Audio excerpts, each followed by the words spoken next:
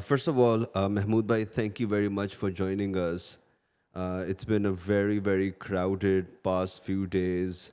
So it's better that if we walk through once again, first give us the latest on what's happening. What went down between the agreement between the US, Israel, and Hamas? Well, there were a couple of things that led to that agreement. Firstly, Netanyahu and Trump, they had a stunt, what I called at the time a massive PR stunt, where in essence, the Arab and Muslim states who met with Donald Trump and proposed a ceasefire, an ending of the war, that would begin a peace process according to them. They had this agreement with Donald Trump. He proposed it or showed it to the Benjamin Netanyahu delegation when they were in the United States. The Israeli delegation demanded amendments. When Benjamin Netanyahu's strategic minister of strategic affairs, Ron Dermer, met with Steve Witkoff and reports as well Jared Kushner, they made certain amendments to that proposal that later on Donald Trump posted with what? With the selling of the actual peace plan, as he called it, with an endorsement from the Arab and Muslim state, which wasn't the case clearly. What made things more confusing for everyone was the fact that there was a statement issued by the foreign ministry of Saudi Arabia that included the foreign ministries of Egypt, Qatar, Jordan, and Pakistan too, to support the efforts of Donald Trump. However, they included certain things that weren't included in that plan, so it was an endorsement of the plan. And it did not accept this plan as Donald Trump proposed it. It was a pre-issued statement, but when they posted it after Donald Trump released the proposal without their consent of moving ahead without the notifications or amendments, excuse me, that led to a lot of big problems. Firstly, Trump and Netanyahu, but Netanyahu primarily, started to sell it as a proposal that puts the Palestinian resistance and the Palestinian delegation in an isolated place. We're going to isolate them instead of them isolating us. However, that didn't last very long because we then started to hear the officials from Egypt, from Saudi Arabia, Turkey, and Pakistan saying that this wasn't the agreement that went ahead with Donald Trump. And many people were rushing to, all of a sudden criticize all of these countries because of their supposed endorsement. Although there wasn't an endorsement for the plan, there was an endorsement or support for the efforts. And there's a very big difference between I support Ali's efforts in reaching peace and I support Ali's plan in detail with all of its clauses. There's a very big difference. But that was the aim. The aim was that there'll be a statement and things will happen very quickly and people will get all of a sudden confused and then think, okay, everything ended, which wasn't the case. Clearly, there were talks between the delegations of these countries and the American administration, which led to the moment that we're in now. Why? Because Hamas released a very carefully worded statement, in effect, accepting Donald Trump's plan without any of its clauses. This is what they've done. They've done a huge stunt, Hamas, to appear to be positive in pushing for the efforts to end the war, agreeing to release all the prisoners of war in the right conditions, but then leaving other things to be negotiated on and other issues that, according to them, require a national consensus, as in it's beyond them as a political movement. Things to do with who rules Gaza, who comes, foreign, no foreign power, things that are beyond them, and rightfully so. So they published that, but Trump clearly took it as an acceptance, whether conveniently or by being convinced. But for the first time ever, him and JD Vance and the White House posted on their accounts on social media this statement from Hamas, in essence confirming that there's a genocide in Gaza, because the statement of Hamas says that there's a genocide, and the American president posted it.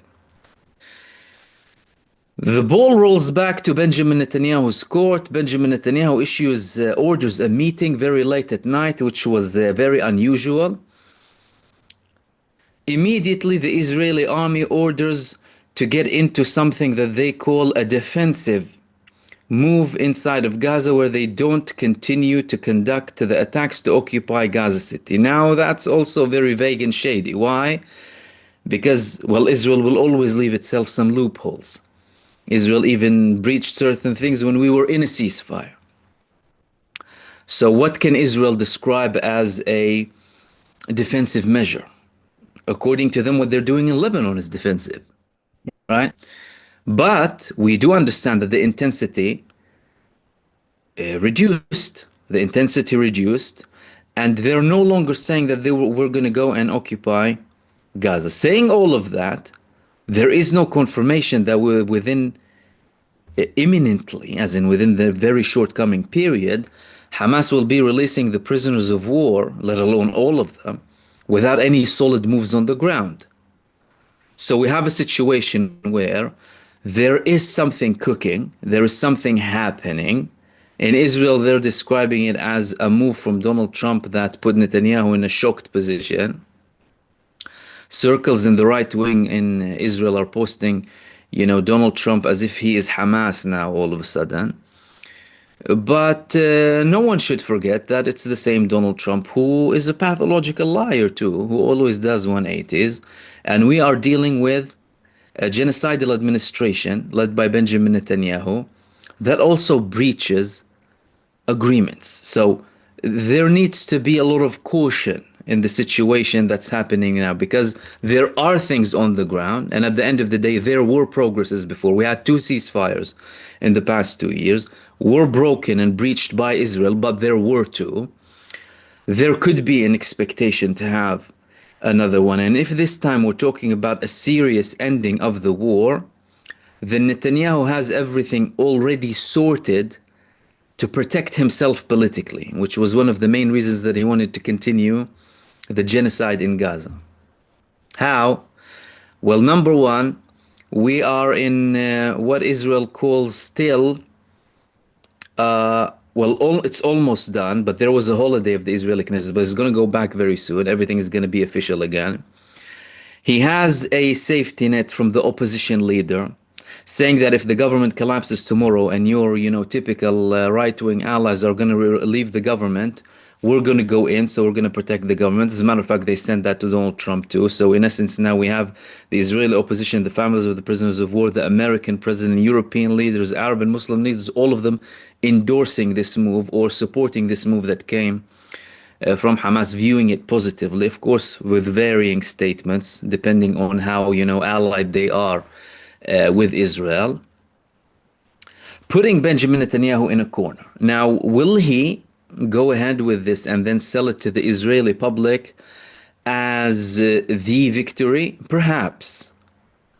If Benjamin Netanyahu views this as an opportunity for him to climb down the ladder without submitting or without appearing to submit or surrender to the Palestinian resistance, because in essence, at the end of the day, it's going to be submitting to the demands of the resistance.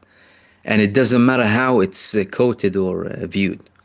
At the end of the day, the Palestinian resistance, like I said, they did not accept anything as it was exactly in Donald Trump's peace proposal. They just said, we accept Donald Trump's proposal in the efforts. And then they started to detail about the clauses. Could So we he get the could view. details? Yeah, of Could we get course. the Yeah, important sure. details? Yeah. I posted some of these details. I can Yes, share I some saw of it. them with you. Yeah. Well, the Trump administration, they clearly had a file, the document that they had with some of the Arab and Muslim states before, that Donald Trump later on amended. And the amendments included certain things to do with the forces that would be inside of the Gaza Strip, assuming that the Palestinian side would agree.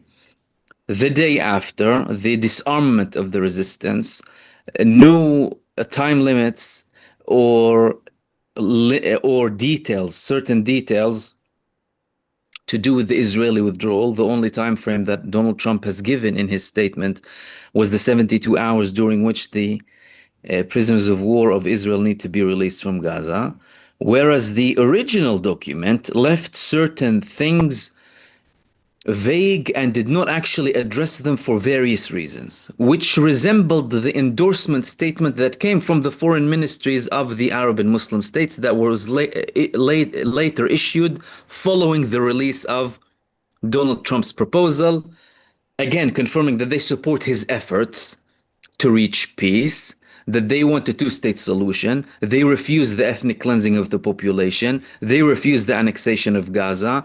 And this needs to be part of a solution to reach a two-state solution with a sovereign Palestinian state. No talk about internal forces, no talk about disarmament, no talk about the red lines to do with the resistance. A carefully, again, calculated statement coming from these countries trying to reach a solution in coordination with the mediators and with Hamas, and which is well known to the American side and to the Israeli side, by the way. Like Benjamin Netanyahu knows very well that Hamas will never surrender and will never accept a disarm. It's beyond them anyway. Like, it's beyond the Palestinian resistance movement that they declare things that are in the general interest of the Palestinian people. So these small details, however, were very crucial.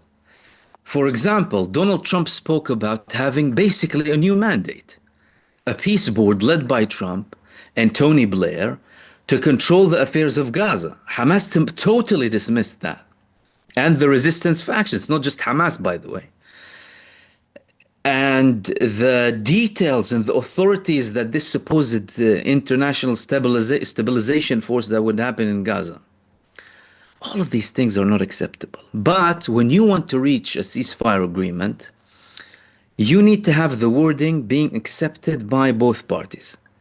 What Israel tried to do with the amendments is tie the hands of everyone in an agreement and supposedly selling it as an endorsement from all countries.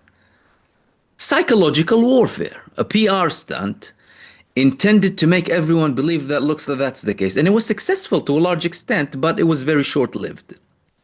Because later, even if, I personally spoke about it at the time and what they intended. But later on, thankfully, the leaders of these countries interested in the matter started to clarify. Pakistan said it's not our document. Egypt said there are many loopholes. Qatar said there needs to be more negotiations. And then even Axios reported that Saudi, Turkey, Qatar, Jordan, Egypt were infuriated at Donald Trump for releasing it. Some reports said that the Qataris actually asked Donald Trump not to release the document.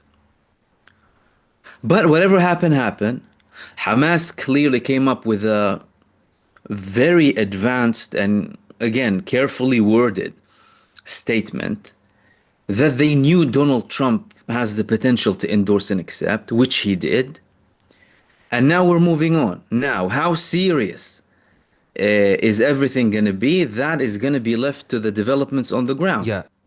Yeah, Mahmoud bhai, The what were the yeah details of Hamas's statement that you're saying very carefully worded statement? the Yeah. the details of Hamas's statement. I'll tell you exactly what the details of Hamas statements was and what they actually said. Hamas said the following: out of keenness to end the aggression and genocide being carried out by against our steadfast people in the Gaza Strip, and stemming from national responsibility, and in defense of the constant rights and higher interests of our people, the Islamic resistance movement Hamas has conducted in-depth consultations within its leadership institutions, broad consultations with Palestinian forces and factions, and consultations with brothers, mediators, and friends in order to reach a responsible position in dealing with US President Donald Trump's plan.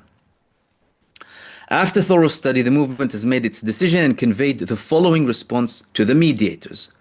Hamas appreciates the Arab, Islamic, and international efforts, as well as the efforts of the United States President Donald Trump, calling to end the war on the Gaza Strip in exchange of the exchange of prisoners, the immediate entry of aid, the rejection of the occupation of the Strip, and the rejection of the displacement of our Palestinian people from it. Within this framework, and in a manner that achieves an end to the war and a full withdrawal from the Strip, the movement announces its approval of releasing all occupation prisoners, both living and remains, according to the exchange formula contained in President Trump's proposal, with the necessary field conditions for implementing the exchange. In this context, the movement affirms its readiness to immediately enter through the mediators into negotiations to discuss the details. And I will get to the analysis of that in 1 second. The movement also reaffirms its approval to hand the administration of the Gaza Strip to a Palestinian body of independents or technocrats based on Palestinian national consensus and supported by Arab and Islamic backing. For other issues included in Trump's proposal concerning the future of the Gaza Strip and the inalienable rights of the Palestinian people, this is tied to a collective national position and in accordance with relevant international laws and resolutions to be discussed within a comprehensive Palestinian national framework in which Hamas will be included and will contribute without full responsibility. So what do we have here? Firstly, the main thing that they actually endorsed, which is the release of the prisoners of war in that framework. We're happy to release them within 72 hours, so long as the field conditions are there. What are the field conditions? Withdrawal from huge areas, no operations whatsoever, cessation of all hostilities, Israel having the Palestinian prisoners ready, and not only what they choose, but what the Palestinian resistance chooses. But they didn't want to stick all of these details in that statement to appear to be as if they are the ones. They're just saying, but we need to talk about it further. Yes, good, good, good. So insinuating that what? Everything is positive in this statement. They're not saying anything negative. But in effect, what they said and what they didn't say clarifies their lack of endorsement of the majority of things that came in this Netanyahu amended formula. Rejecting foreign occupation, rejecting the idea of the ISF as it was formed, rejecting the Trump-Blair piece of board, all of that. And certain things even confirming that they will be there, right? As the Palestinian resistance movement, Hamas, but we are not people who are only looking to govern. So we'll be more than happy to have independent Palestinians who work for the national rights that we all agree upon. So this proves that, well, Hamas didn't cross the lines, and they didn't even touch the lines that they're not entitled to touch. So they said what they have to say as the governing power in Gaza before the genocide, and as the main resistance force against Israel in Gaza, fair enough. And they have been very generous in their compromises. But on the other hand, the Israeli side had very many compromises. Don't forget that just yesterday, both Trump and Netanyahu, all of them saying eliminate Hamas and then no talking with them. We'll open the gates of hell. We want to expel everyone. We want to settle in Gaza. Let's not forget all of that. And that is a huge success due to the resilience of the people in Gaza and also the Palestinian resistance. So all of that is happening, but everything goes back to how things are implemented on the ground. If we want to talk about Netanyahu's justification or lack thereof, we're seeing Netanyahu now in the most politically difficult period during this genocide. Benjamin Netanyahu is diplomatically and politically literally cornered.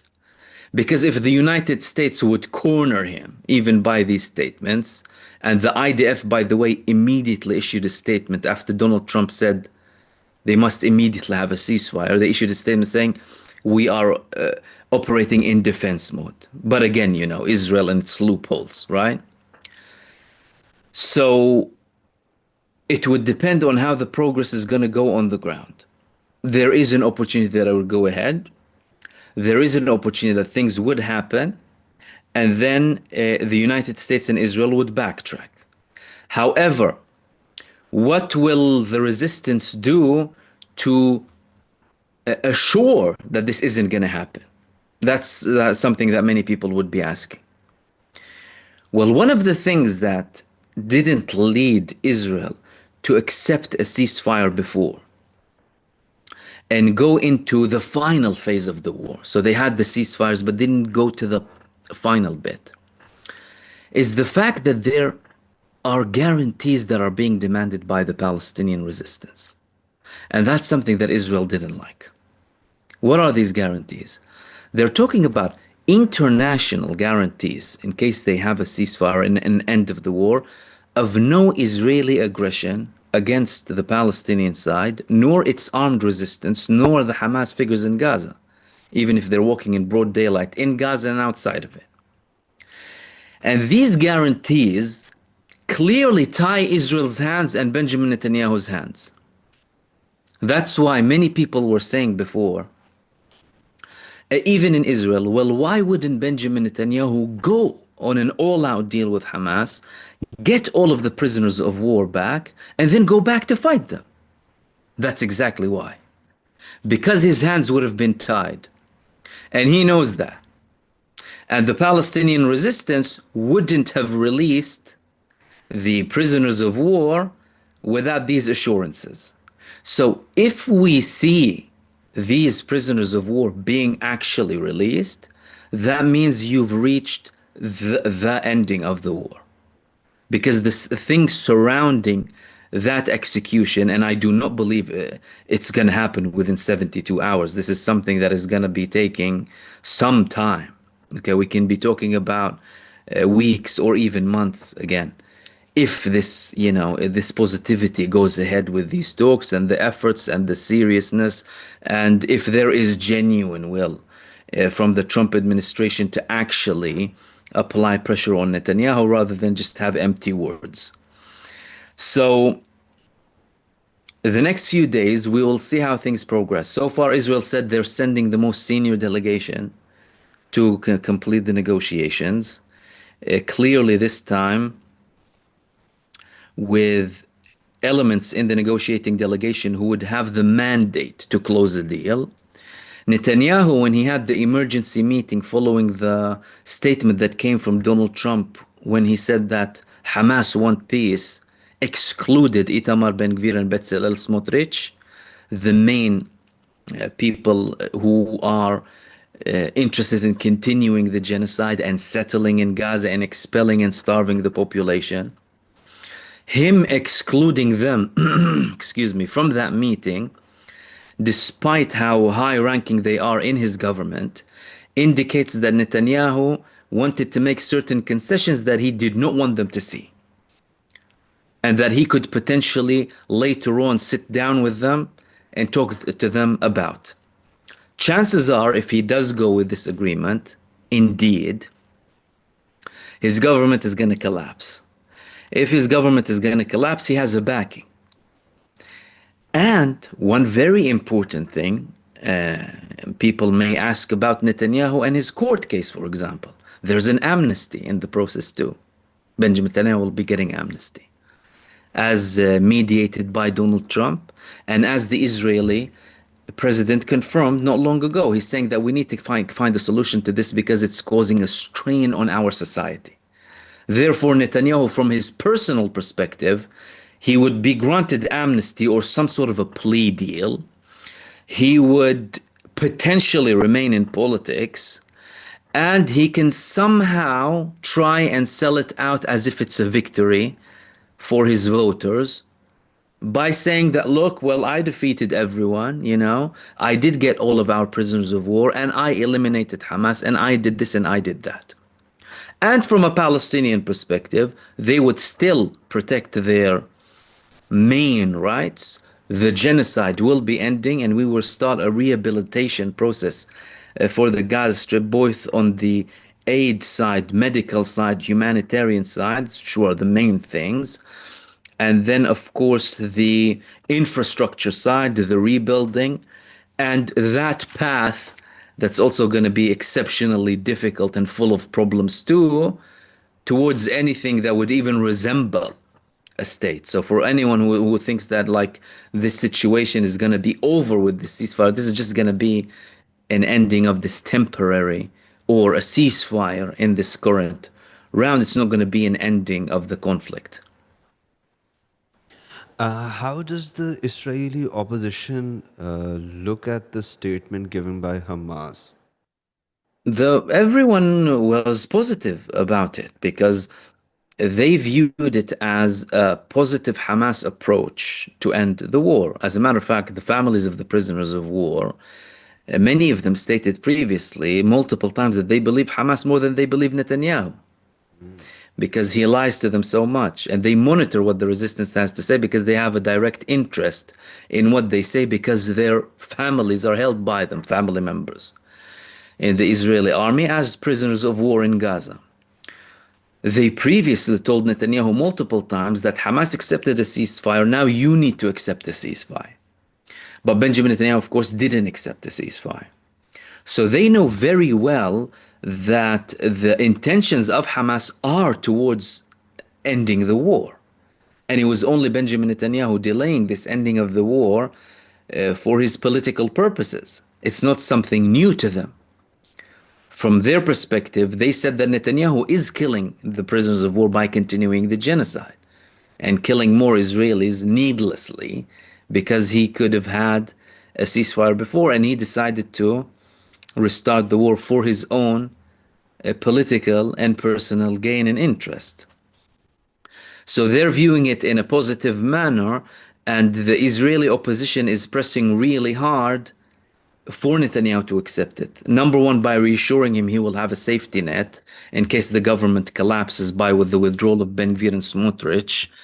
And secondly, by way of pressure through talking with the American administration and telling them that we did give him a safety net so that he doesn't even have any excuses with the American administration. So he can't come and tell them, oh, my government will collapse, for example, because Trump will tell them, look, well, your opposition leader said he's going to give you a safety net, and we can guarantee that you're going to remain in power, for example, up until the next elections take place, even though they're most likely going to be early elections anyway. If the war ends, there will be elections. If the war ends tomorrow, the calls for early elections are going to start immediately. So Netanyahu wants to position himself in the best place and make sure everything is sorted before going ahead with all of these things. But like I said, the things to do with amnesty in his criminal case, the safety net to protect his government, and securing his position in politics are things that have already been done for him, which probably gives him more incentive to go ahead with the ceasefire agreement, even if it may lead to an ending of the war and Israel having certain obligations in relation to restarting the war. That was pretty right. That right after the points that were given by Trump, many countries came out and negated and said that this wasn't what we agreed upon. Amongst them was also Pakistan as Mm. well. The Deputy Prime Minister of Pakistan, who is also the Foreign Minister, came out and did a very, very fiery press conference. And he was on the table Mm. with it, saying that this wasn't the exact that paper that we were shown, and this is what. So that is okay. That is registered, but there were some reports that there are some Mm. factions within the resistance that are some are saying that we should go ahead with all these, and some were disagreeing with it. What is the truth to I think that? this is no. This is all fake news. You see, what people need to understand is that the war that we are fighting here in the media, in social media, on the public awareness front, that is as big, if not even bigger, than what happens on the ground. Because you would want to make the people believe that they lost. You would want to make them believe that they are divided. You want to make them believe that they are incapable. This is what they try and do to the Palestinian side. And what's more convenient than having to say that, oh, look, Hamas, they have internal divisions. Hamas is a movement with institutions and a clear structure and a democratic process internally. On everything that they do, they of course share their opinions, exchange opinions, and not only with themselves, but with the other resistance factions, because there's a resistance group talking and confronting in Gaza, and also on the negotiations side. And the Palestinian one movement can't just go against the will of all others, like what the PLO did, for example, in 1993 against the Palestinian consensus, even though it was very different at the time. But they continued down that path even when it proved to be all falsehood and fakery. So there's no substance to it. Were there conversations where one side said, "Oh, I think we can do this"? Well, maybe, of course, any movement will. They will have certain consultations. There is no evidence or concrete statements that there were any differences. As a matter of fact, every single Hamas senior official that I have observed in the Arabic media, from Muhammad Nazzal to Osama Hamdan to Tahir al-Nunu to all of these people who usually speak to the Arab media, I have seen the same type of line of talk. That there are certain lines that we cannot touch, the resistance arms or handing Palestine over to some colonial power. That's not going to happen. And the ones who were also very clear and very fiery were the PIJ, the Palestinian Islamic Jihad movement, which is the second largest resistance group, said outright, that's, as in that formula, it's not acceptable. And we will never give up our, we are keen to end the war, but we will never give up our national and international guaranteed rights as Palestinian people. That's never going to happen. Therefore, the decision-making process when it comes to the Palestinian resistance movements is more democratic than what anyone would like to think, by the way, or believe. These people have democratic processes of constant consultation between them, between their people, between the leaders. They see the sentiment on the ground too. Let's not forget Hamas won democratic elections. You know, the previous American President Carter, whose institution at the time monitored those elections, said that these were the most democratic elections in the history of the Arab world, in which Hamas won by a landslide. And what do they get in response? War. From Israel, from the US, from Britain, from other European countries, just because they won democratically and they don't like them. So even the process now in terms of decision making is exceptionally democratic. And the fact that we had this statement now, and it wasn't only welcomed by everyone, all of the Palestinian side, but the whole world. I mean, the most pro-Zionist countries endorsed that response or supported it, says a lot. Says that they carefully calculated how they're going to word it in a way that serves, protects the Palestinian interests, shows support for the intentions of the Trump proposal and an acceptance of one of the closed zone conditions, and leaves the nitty-gritty things or the many devils that lie in the details for the negotiation phase, so that they can move on with the progress now and give more momentum for the actual ceasefire to be implemented on the ground. Mahmoud, have things ever moved this far in history? What the in terms of the ceasefire between the Palestinian and Yeah, Israeli side, yeah, and these they talks and listen. The different thing about this genocide and previous rounds is that the previous ones, they happened and they were over and done with much quicker than what we have now. Um, in 2006, when the Palestinian resistance took a prisoner of war, that's a prisoner of war. There were confrontations, but not a genocide or a massive war as it is now. 5 years it took them. There was the 2008-2009 war, but 5 years it took them to reach a deal of exchange. But in the meantime, there were moments of like one main war, apart from the nitty-gritty attacks here and there, that ended within weeks. Likewise in 2012, and that's largely due to an Egyptian president in the form of Mohammed Morsi at the time, who gave a strong backing to the Palestinian side at the time and sent his prime minister to Gaza. That only lasted 7 to 8 days. 2014, it took longer, 51 days. But even all of that, 2021, okay, a few weeks too, all of them were quickly afterwards resolved an agreement and what have you. Now the thing is, Israel came with an intention that was much bigger than only remaining in Gaza. And that's why Netanyahu had all of these fronts against all of these other countries. It wasn't just Gaza.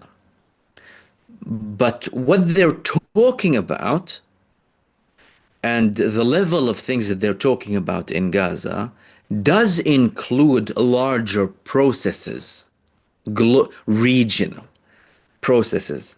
However, they are really unlikely to proceed and continue unless there are concrete measures on the ground. And even when there are concrete measures on the ground, if Benjamin Netanyahu or any other Israeli would want to make certain concessions in the eyes of the Israeli public, or at least many of them, it would be potentially viewed as treason and a reason to have civil war. Let's not forget that their prime minister, Rabin at the time, who wanted to have a peace deal, was killed. Shady assassination. Many people say that, the original version is not like the real deal, but he was killed. So there's a limit to how far Israel would go, which would mean that we're going to continue to have a problem so long as an ethno state is there. But there were talks before, and there were talks now. In my opinion, what we have now in terms of prospect to have like peace is nowhere near what it was like before in the 90s, for example, when you had an actual camp in Israel willing to, withdraw from the West Bank and what have you. Now we're only talking about the ceasefire. I believe it's very unlikely that things will reach a stage where Israel will be making like very big concessions. Now the only solution is one state between the Jordan River to the sea with equal rights. There is no other option. On the ground, it's almost impossible to implement. And like I said, Israel would explode from within. And so far, they've refrained from having a violent and all-out violent civil war. Any sort of agreement that would go against their consensus would potentially go down that route, unless we're talking about an enforcement that would really include international uh, players, including strong regional players who would be willing to have a lot of influence in what happens. Quickly, I know we're running out of time. Quickly, we needed to an update of what happened to the flotillas during the last few hours. Where are those guys now? The flotilla, most of them were arrested. The vast majority of them were held by Israel, excluding the ones who did not continue to reach the shore. One of them came as close as 7 kilometers from the shores of Gaza, which was a huge success for them. It took Israel much longer to intercept them.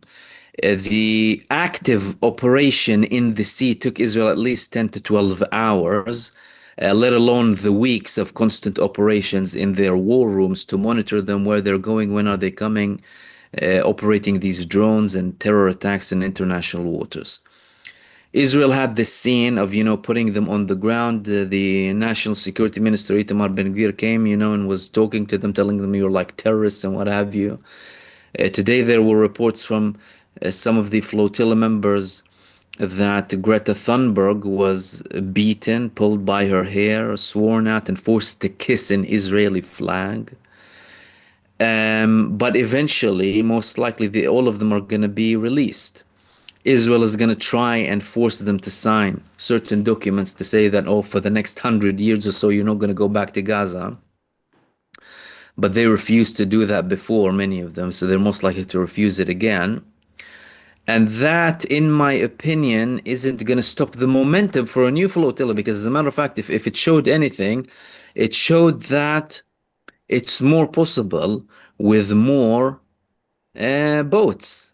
And Israel clearly made a strategic decision to not use more hostile measures against them because, well, they are worried about PR and how much damage that would do.